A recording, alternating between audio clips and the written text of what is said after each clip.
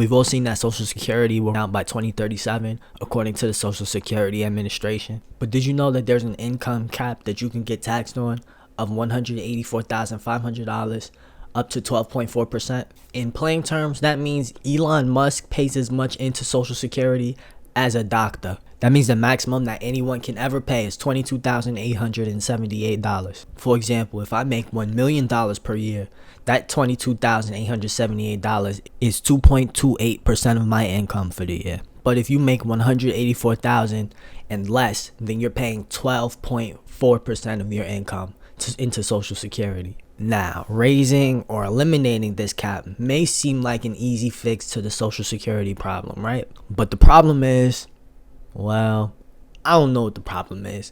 Could it possibly be because our elected officials are so old and senile that they will genuinely tell you, oh, good pass, L1, might as well cut that left hand off because we not using that, baby.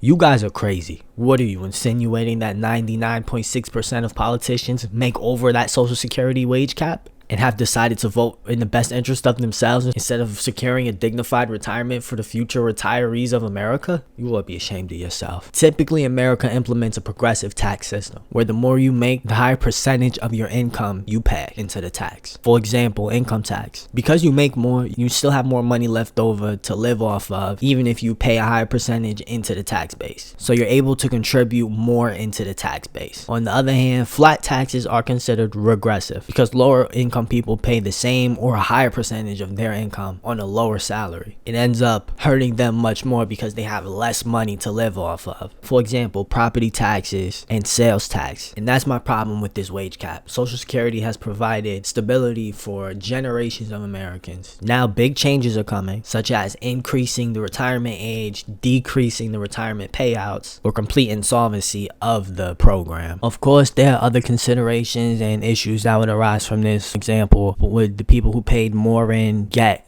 higher benefits? People argue that increasing the payroll tax on earners could affect compensation decisions, work incentives, and the broader tax structure. I'd argue that the IRS understands phase outs and not allowing certain deductions over income limits. If you made a certain average amount of total income over your working lifetime, or if you've accumulated a certain amount of assets, then you don't need Social Security at all. You would get a reduced benefit, but hey, I'm not a policymaker. I'm just throwing stuff at the wall. But this seemingly simple solution will never happen because that would be them voting against their best interest. Get your $95 financial report card. Check the link in the bio.